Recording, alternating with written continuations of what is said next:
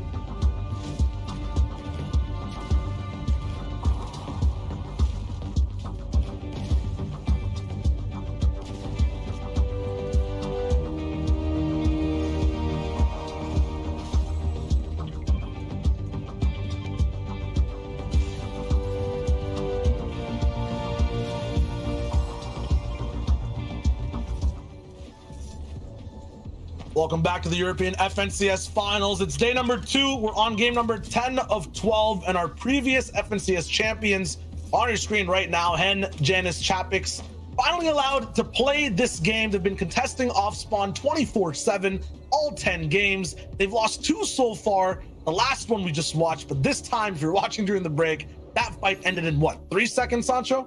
And more importantly, they've been chilling in their lobbies respectively for about 25 minutes or so. So we all know that gave them time to kind of chill out for a little bit, reset. We've been saying countless times, when they get out of Craig Eclipse, they have the potential to win it all with a victory royale and double-digit eliminations. So now we're getting into it. We have 3 games left here of the FNCS EU before we crown either a defending champion or we crown a 3-time champion in Tayson, Nate, and Tayson's going to be that one right there. But the whole thing about this right now is, what kind of games going forward do these trios need? And Jonah Resgard and Savage, they don't need anything special. They just got to hold on, keep getting to end game, trust the process. That's all they have to do. Now, for people like Badil, Noah Riley, Reason, who have been on a terror, making their way up, they just have to now slow it down just a little bit more. I don't know. I can't get a pulse on that team. It's like a team I've never seen before, you know? They have 3 VRs, and today we're watching them, and I feel like we're kind of getting tricked. Their entire game plan has been good, but they've gone down at 27th place. They've gone down at 16th place as well. They're a very flip-floppy team. Every time they win, Sancho, their next game, they don't get that many points. So we just saw them win another game, right? Game number 9 rolling in. And now for game 10, if the pattern continues, they're going to be looking at a game with no points again. They have to break this curse if they want to make it all the way up top on the scene. Chulak, Squeezy, and Jerky 2 have been attempting to be curse breakers today. On day number 1, in the first 6 games, they had so many good positions on height. They ended up getting taken over. It was tough. It was rough for them overall. Today now, they're in 2nd place. They're right behind this trio on your screen, Savage, Andretta, and Refsguard. They've had a great day of games so far, but they've also been a little bit flip-floppy. They have a win, 17th place. It's looking kind of weird. Everyone right now, this game matters so much. They have to be very consistent. What's on the line is life-changing money. Hundreds and thousands of dollars for every single trio that we saw here are playing with that on their top of their minds. Every moment matters for them. Every build, every call out, every engagement is going to matter for them in these next 3 games. I cannot imagine feeling the pressure. The only thing I've had that's close was playing in a local video game store. That's it. And my prize was a $20 gift card. So hey, that was the top of my prime, and I can't imagine playing for hundreds and hundreds of thousands of dollars. That 1.3 million total dollar prize pool when it comes to Europe. $300,000 for the trio who's rolling in first place. Squeezy, Chulex, and Jerky could be that trio, but once again, they cannot afford to make any mistakes from here on out. Those last 3 games, they kind of shape exactly how your entire tournament run looks. If you're behind, you have a big chance to get ahead. If you're ahead, you have to play defense. And these guys are caught in between, Sancho. They're ahead of the rest of the lobby, but behind Titans, they can't seem to shake down completely in these games. These rotations have to be perfect, and the end game has to be crisp. And they absolutely earn their spot. They're going against the Andalexes of the world. They're going up against the up-and-comers in Jules right now, getting tagged on their rotation. So they're clawing their way, trying to hold on and avoid anybody that's trying to pull them down and slip them. Now we're talking about movement. Badil, Noah Riley, and Reason, 6 places they moved up. They've had 2 back-to-back games that have moved them up their leaderboard, and look at their strategy. They've just totally changed. And you know, this kind of reminds me of, you know, at Rose where we're watching like Unknown, and where all the question was what would Unknown look like in in-game? If Unknown down there in the NA, what will he do if he just slowed down, be patient, that chaotic energy, that be able to box fight anybody? He was doing some things in the past that were just phenomenal. The same thing like as well, like Face Sway, right? What would Sway look like if you kind of got to in-game? What we're seeing right here, a game that they just flip-flop everything, the script. They were getting like these 10 elim games, right? When in the early game. Now they're getting those 10 elim games at in-game, and they're getting those bonus placement points. That's why they're moving up the board so fast and ferociously. For Vadil, Noah Riley, only really is wins that are keeping them in this game. If they're not winning, they're having very, I would just say middling performances throughout. It's like 11th or 17th rolling in throughout the day. It's not looking too good when you look at their team if they don't win games. And to talk about it and put it in EU respect, like it's like, what will Wolfies look like in in-game? What would CRR look like in-game? You know, what are those aggressive known players? What will they look like in in-game? And we're getting a taste of it. And we're just seeing that if you go do your homework, plot review, they kind of tweeted out, we figured out a plan, and they're executing that plan so beautifully right here. We're joining in slightly late also onto this game number 10, the fourth one of the day. So a lot of people have already moved off of their spots. They're rotating and the zone's coming in fast. I was thinking to myself, wait a minute, Forza are in Lazy Lake and we just started casting? No, this is all the way in a mid-game rotation, and their tags are looking a little bit low, but this is where they actually end up doing the damage. This is going to be a very good spot, but it's going to be shared alongside Fusion and Nexus down below. They love knocking on your walls, and then up top you have Scram, Putrick. We're desperate right now, looking for more points, looking for a way to get back into the competition. We're talking about what does a trio need to come back.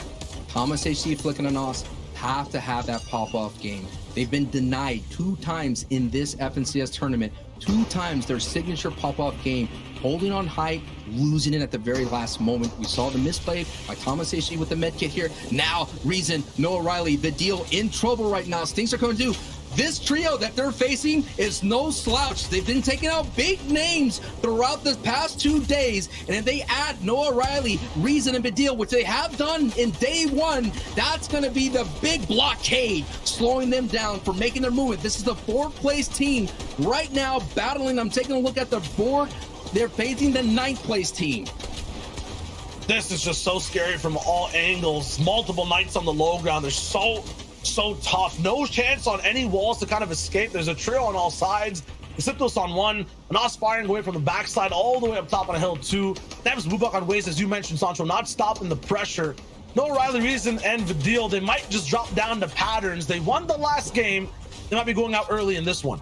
This happened in game 2. Last time they got pinched, they were attacking Hen, and then all of a sudden, Floki's trio pinched them and wounded them, and they went down to a duo. So if they could solve what they did, the mistakes that they did last time, they could be able to keep pushing up their leaderboard. They did that by switching up a layer, staying away from that crazy low ground that's happening right there.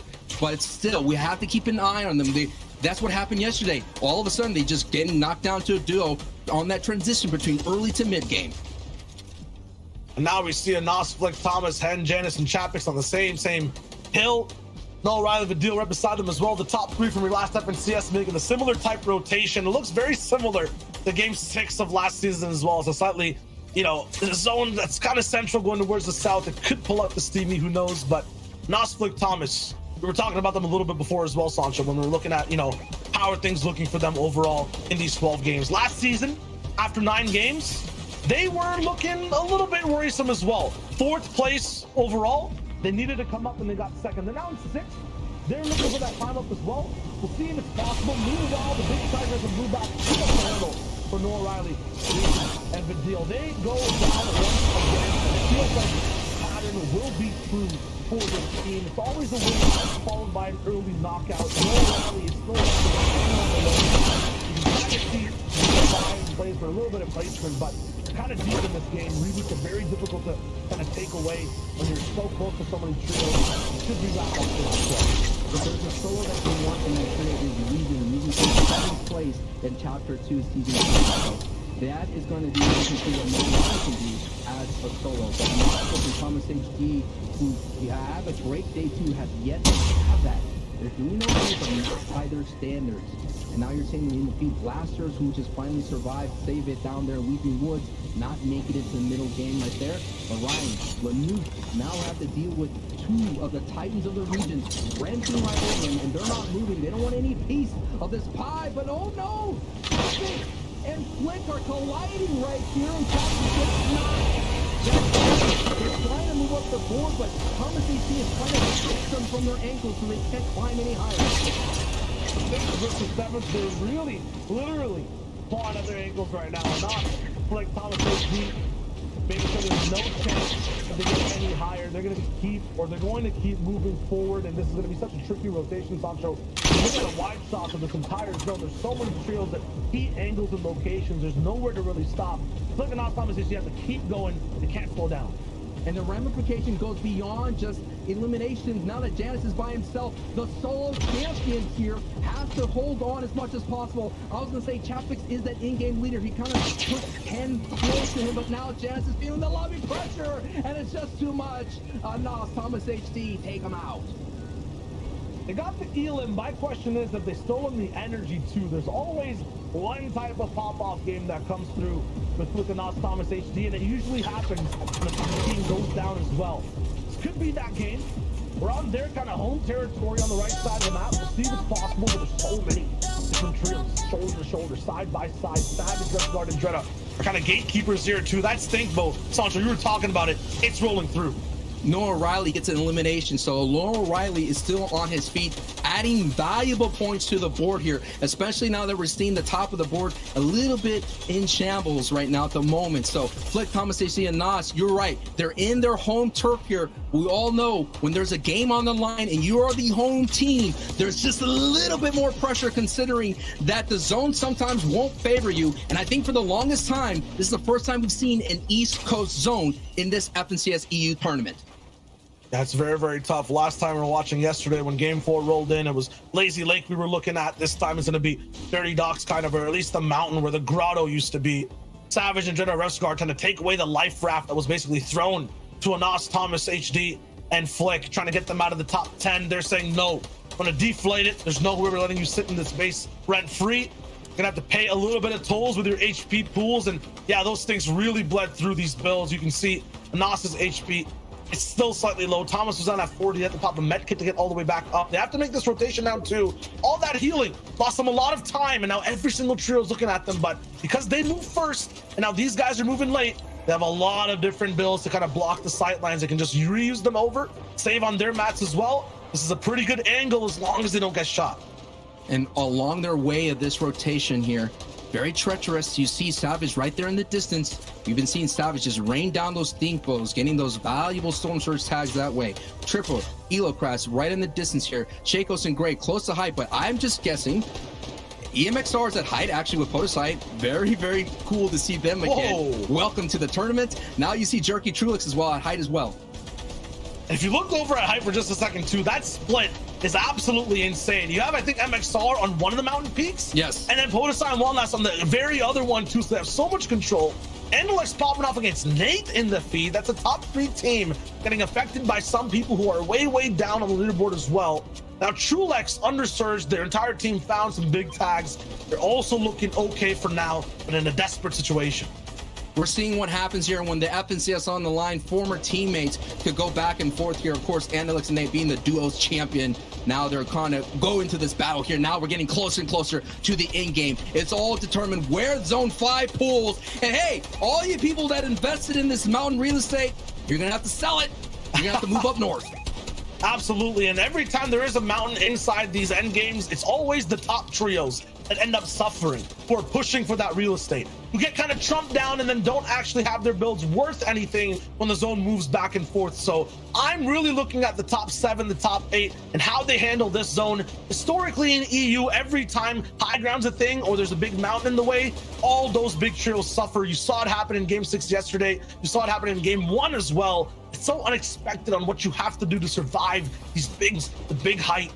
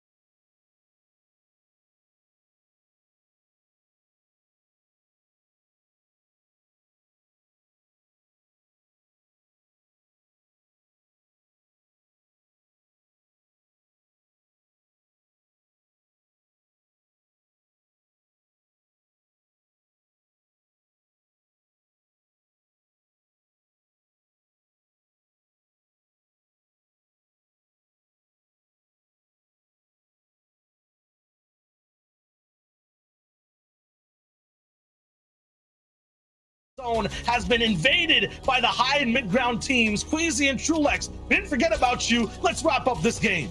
In a blink of an eye, they had low eliminations, but now look, they have 8 eliminations, and they're gonna get another one. 148 Elo Crash. You got greeted by this big shots right here, walking out of Storm, and now Queasy's just gonna get enough of the little builds. It's a top 3 situation.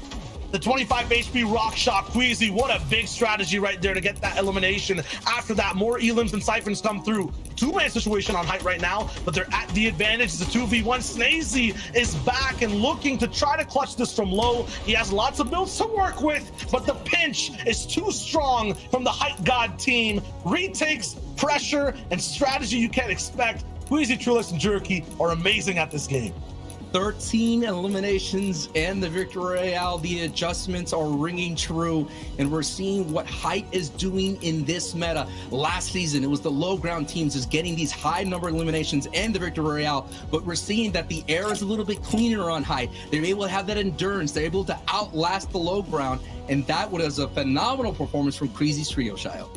Yeah, and that was just such a strange game for all the low teams. It was so tough to play. Zeke, Levin, and Reese need to break that one down. There's definitely things to talk about in that game. Guys, I said it a couple games ago. These guys are the high ground kings, okay? I don't understand. They're not even in high ground, okay? It's like, all right, this is it, the tail of the competition. They're like, oh yeah, look, there's a trail above us, no problem, yeah. The moment they start to move, that's it. Queasy, he's up there. Kiyachi was like, oh yeah, I'd like high ground. That seems like a good idea. No, Queasy was like, no, here's one floor. Stop, don't move. And they were like, all right, sounds good, man. You got it, whatever. I don't understand, Reese. I don't get it. I don't get it. I don't know how. It was the chop play that really did it for them. Obviously, they saw they weren't on that 5th zone. They chopped it out. They managed to just get it from there. And like you said, we did see Kirianchi's team going for that. But you noticed that I'm pretty sure Trulex had peppers at that time because he flew ahead. If not, he was just ahead of the game, flew up to Kai from there. But one of the big notes to know about that game is we've been talking about this team repeatedly having low eliminations over and over. Every single time on the first day, these guys had 3-4 elims, pretty much none coming to movement. I think there was an 11 or 12 elimination game there, which is significantly higher than normal. They were 25 points behind first coming into this, so that could be a huge clutch. They may have actually overtaken first place there. Yeah, that is a genuine possibility as we sort of get into the final stages of the tournament. It's crazy to think that's possible, especially with how long it feels like Savage's trio has been above. But looking at these guys, man, all season long, when we've seen them get an opportunity to shine in, these sort of final formats, there's literally been nothing that they've done that suggested they wouldn't be able to perform like this. Before that sort of run they started to have, it was always Queasy's the most unlucky player, always having hardware issues, never able to play out a tournament fully due to some issues. And now that they don't have these issues, they are solidifying themselves as one of the best teams in the EU. Their style is so recognizable, and it has just been so fun to watch. And you know what? To win the FNCS potentially, maybe all it took was Queasy to buy a new PC. That's all it took. That's all it took. There we go. That's all it took. That's all it took. The second VR on the day, but third of the competition. Absolutely insane. Now, boys, we only have 2 games left to go, so I want to kind of turn our attention to teams 4, 5, and 6 coming into this last game that we watched. I mean, we kind of have to set the stage here, Levin. What do they need to do to look and strike that #1 spot? I think the big thing for all of these teams is that they have been incredibly consistent to remain at this point, right? All of these teams seem to have been in this position for quite a while. You look at Stormy, right, Kiriachi, and Tfuse. It's weird, I don't have much critique of them. I think they just really need to have that game where they do just get a victory royale, right? They are still lacking that victory royale to sort of solidify themselves, and so maybe that's what they need to push themselves into contention. Yeah, and you said no critiques, and I totally agree with you on their team. They're really, really consistent, but just not managing to have those big games that they need. But again, Flick and Aston Thomas kind of in a similar boat, but they've had maybe one good big pop-off game, which obviously we saw was the game where they didn't quite manage to pick up the victory royale, game 1 today. So they were down kind of in that 5th to 6th range, and for these guys, they obviously want first, but I think top 3 is really where they're looking at right now. Yeah, and Reason O'Reilly Vidal went down in 21st that game, right? So they need to get back to what they were doing just before, where they're getting these massive victory royale games, because they have dropped down to 5th, but look at who's taken over first place. Just 5 points in it, guys. 5 points in it. Queasy, Trulex, and Druki are now at the top of the standings, 3 victory royales, joining Norani, Reason, and Vidil in that 3 group. Like, this is some crazy stuff. This is actually really insane, because I think this is the first time today that we've seen Resguard and Dret and Savage lose the first place slot. So, right, this is the first time they've gone down, but again, only 5 points from Tuna. And man, if you look at this, you see Queasy, Trulex, and Jerky all the way with 3 victory royales. Every time we look at a match, 5th Zone, we talk about them, they're relevant. It's hard to say that they do not belong at the top of the leaderboard based off their performances these last 2 days. 100%. Now let's take a look at 11 to 20, because some of these teams will still need to have big games if they want to push themselves into that top 10. Look, if first place becomes out of grabs, you still want top 3, right? You want an auto-call spot for the next finals. Some of these teams may be able to do that. I feel like we have the same conversation about Joe, Stompy, and Shadow. They had that 1 victory yesterday, not been able to do much outside of that. I think a big disappointment here is Red Rush, Exteriors, and Mappy, who came into today in what, 2nd place or something? They were now 3rd, they, 3rd place, and now they're sitting in 12th, right? Things have really fallen off for them. They need to sort of pick things up. And Floki, Clement, and the Sipsos, to me, right, they're what, the 2nd best team today. If you were just getting the standings from today, they've been like a top 3 team today. But because of their failings from yesterday, it is still an uphill battle for them. Yeah, yesterday is a day that they probably won't want to talk about too much, to be honest. But, you know, we have to when you look into the cumulative scores. And, you know, them in 14th right now, definitely, that's still a huge achievement. But these guys were looking for a top 3 finish, let's be real. Same with some of these other teams on here. You know, Flowis, Kaiser, and Hellfire. If we're going to talk about a team that has potential to pop off, thinking back to their qualifier where they managed to drop 17 eliminations, had 2 other games in double digits, you've got to think that Flowis, Kaiser, Hellfire, if they get going, if they get situated on a low ground situation where Savage is not already there, these guys must be able to pop off a huge amount. And yes, they're currently in 20th, right? They're not in there. But again, every time you climb placements higher from here, more and more earnings over and over again. So definitely worth, and obviously the bragging rights. Came 15th sounds much cooler than 20th. Bragging rights. Yeah, 100%. You always want the bragging rights. And the extra dosh does help a bit, doesn't it? So, a little bit. Not bad. Yeah. Oh man, boys, we only have 2 games left to go. It is a battle between 1st and 2nd place. How is this all gonna go? How is this going to unfold? Hang on to your seats, Fortnite fam. We're going into the next game on the day. Sancho with Shy Wager. Back over to you, friends. Thank you so much, Zeke, Levin, and Reese. 2 teams at the top with 2 more games left to play. Sancho could not be more perfect. This game matters the most for everyone on the board, though. It's a 2-trio race, and it's going to come down to the final moments. 2 more games here for the FNCS EU region. Thousands, hundreds of thousands of dollars, over $1 million prize pool is at stake. And now, Trulix, Queasy, and Jerky, the only thing that concerns me is this split that they have. We saw in the qualifier stage numerous times somebody random just hiding and waiting out, where they go to that character down there in Flush Factory. And look, bad sniper Marvin trying to be the kind of spoilers here for a moment, looking to all that they can to kind of return their fate and maybe net themselves a little bit more scratch. Trulix is hyper aware. They've been interrupted so many times in unique ways. They're done playing it, you know, risky whatsoever. They always leave one person behind. This time it'll be Trulex. To make sure no one's flying in, he always ends up landing early because this kind of generator building's on the upside, a higher point of landing. So everyone else on their team, Queasy and Jerky, they end up going a lot lower. They're still gliding. Meanwhile, Trulex can be active and defend the team. Save it already down in the feet to Nikov. That Weeping Woods fight is just going over and over and over again. Past that, Noah Riley, Vidil, Reason. I mean, this has to be the game to watch for them. Every time they have a good game, it's followed by a bad one. Every time they have a bad game, it's followed by a 1st place, at least today. So patterns are correct. They could win this game and have a big showing. Meanwhile, at Craggy Cliffs, 11th game, Sancho, the fights don't stop.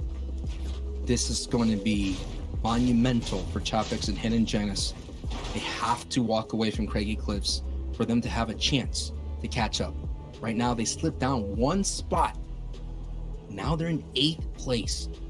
This is what happens here when you're being contested. Hi, Chris, Vortex, Knight. The thorn on our champion's side here. This is one of those teams that just haven't been able to, you know, discourage them from dropping. It was that one loss that they had in the previous day. Take a look here. The winner of the last 2 EU finals had 3 victory royales, and we had 2 trios in this tournament here from Badil and Jerky's trio, having already accomplished that. But there's still 2 more games left. We'll all have eyes on these engagements and, of course, our elimination feed. Man, the slow burn type of game just kind of ruins the game plan for Chapix, Janus, and Hen. They like having control of the map as well as fighting this kind of big battle off spawn.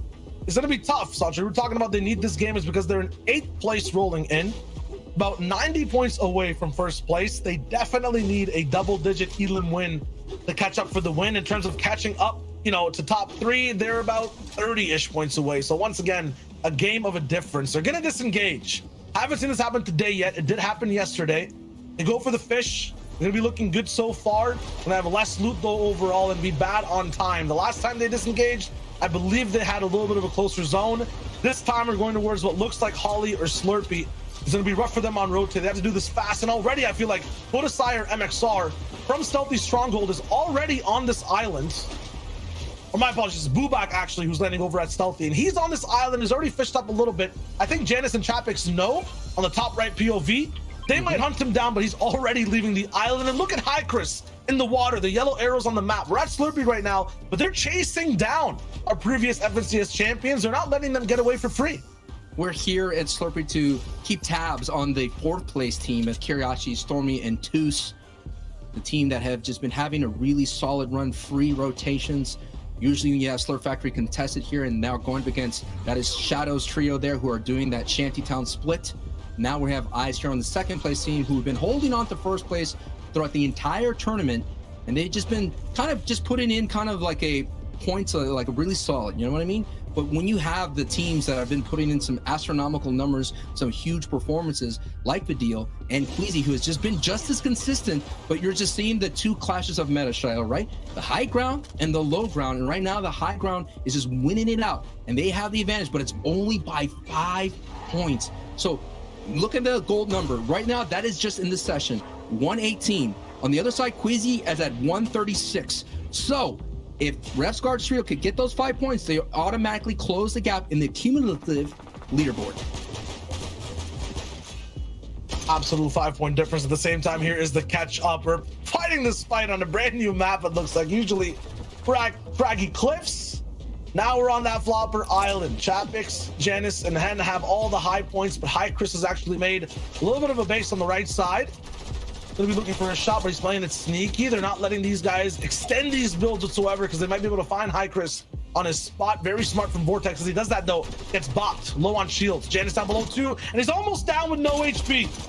What a great adjustment from Chris trio. Last time they let this trio disengage to Flopper Island. This time they decided to take the fight to them right on the island. Yeah, exactly. This is going to be the wrap-up of the tournament as well. There's no point really for this trio to roll in and disengage. They're going to keep chasing down, but Chapix stops their chase at least a little bit. Knight's 1 HP too. If he drops down and sees him with a quick flick, he can end his big run too. He's going to stay sneaky. Meanwhile, because of this, there'll be enough relief of pressure for Janus to get revived back up. A medkit in play too. They're going to be looking fine for now. Once again, though, Sancho, zone is not here.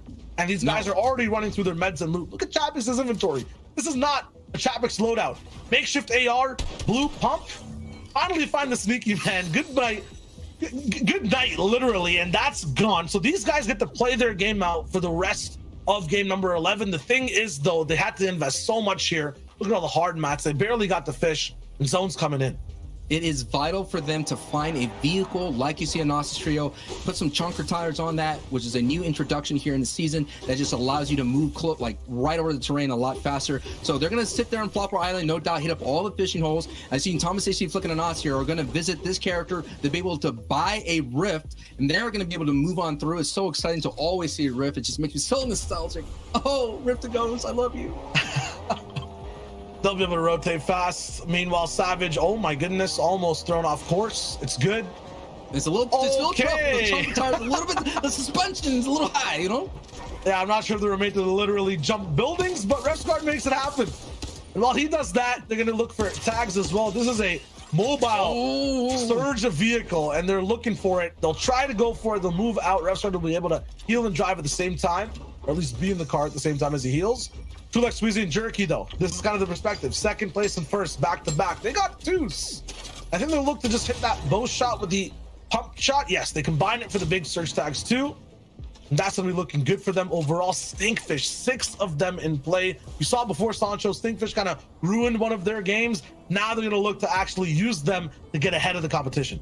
Sometimes the Slurp Factory team used to go out into these fishing spots. They become fishermen for a bit. That's a big part of Kirachi's game plan. They have about 3 slots that's all dedicated to heals with floppers and mobility. If they had a spicy fish, that's what they use to overtake height. So that's why you found, you know, 2's way out there by themselves. So that's a great adjustment by Quizzy's trio deciding to push, which has been so far a chill ride for that team coming out of Slurp Factory.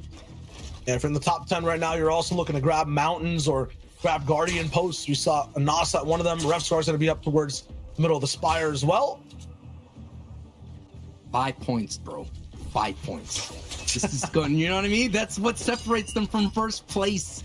And we already saw Queasy got another one, so it's actually 7 points, right? The elimination, 7. We have yet to get to that placement threshold in the top 25, so 7 points right now separating first and second. Meanwhile, everyone's trying to catch up.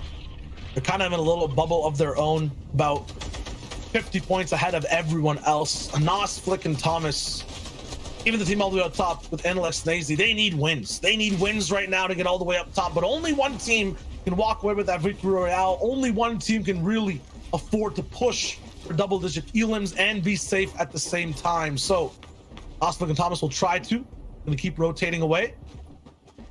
And I have to say, you know, Andalix, they're coming back slowly. They're in top 10. In the previous game, they moved up from 13th to 10th place. They have 190 points. They're slowly turning their fate. It's one of those teams, just like in the playoffs of any kind of sports. They're a veteran team. You don't want to see them. You know they're going to be a tough out if they're along their rotation. So no doubt, seeing an Andalix trio sitting in front of you, that's not good news for Anas, because that trio is going to continue on their rotations. As you see, Reason actually knocking Pizza in the feet. Pizza going down. Reason feels like these guys are already hot off their step, looking to have another great game. Zyku-san and Jules, I would say one of the most surprising performances of this FNCS. Rolling in, they look so good on height. They look so good in their heat as well. They just lack that experience of control, but so far today, 7th place. They're right behind Flickanos Thomas and ahead of Janice Chapix and Hen. They're next to legendary names rolling in on one of their first FNCSs, you know, looking really good too. They're just having a very stellar performance. Excited to see how they look in future seasons. The games aren't even done today. If they figure out how to make up for their lack of experience, take more risks, they can get even higher on the boards today. They didn't even make it into round 4 of any of the qualifiers, so they are progressing right. And you're right, if the career trajectory, if they decide to stay together as a trio, they could definitely keep having a better performance in the next finals. Astroki looks like he's back up with Pizza and Ardit, so the full elimination didn't really come through. Savage, although, has kind of invested a lot into this game. Must be medkits or something that are already down, maybe big pots. Still has that stink bow, is going to be moving over. Ooh. Wait for the threshold, wait for it. I'm waiting. Boom, Okay. 214. Okay. We learned the lessons, yep. Yes. They're looking real good. 214 above, and they still have chances to do more damage. Who's right next to him? Yeah, but it's Fast Strokey. They don't like letting a trio getting away for free. Fast Strokey, a lot of the times, if they're down on Surge, they like having these box fights, but I don't feel like in the last 2 games they're going to be playing that super risky. Just showing you there, they take a lot of like moments here to fight this engagement. You have Wakey's trio out there, you have Vidil's trio just a little bit further, so this wedge is already being filled with big names of the EU region, and 7 points is all they need right now. So when that number gets to 222, they catch up to Queasy. Placement points haven't been doled out. 5 points we're going to be doled out in about 4 places, and the lobby focus is coming in. This is 2nd place here on the ropes. They might get KO'd, and that's Noah Riley applying pressure on the other side. That's Asterios applying pressure on the other side. Here comes the Stink. The gas may be a little too dense for them, and Dredda now down without any shield on the sliver of life. Savage is on the same way, is able to get back to 100 HP, but Roughscar goes down.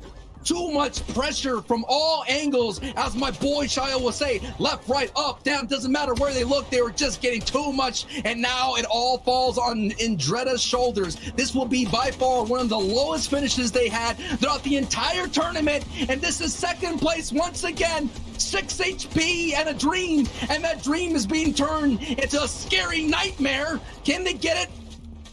Whoa, hold on just for a brief moment. And that's what FNCS comes all about, the brief moments. be able to res your teammate Revsguard and Dreda.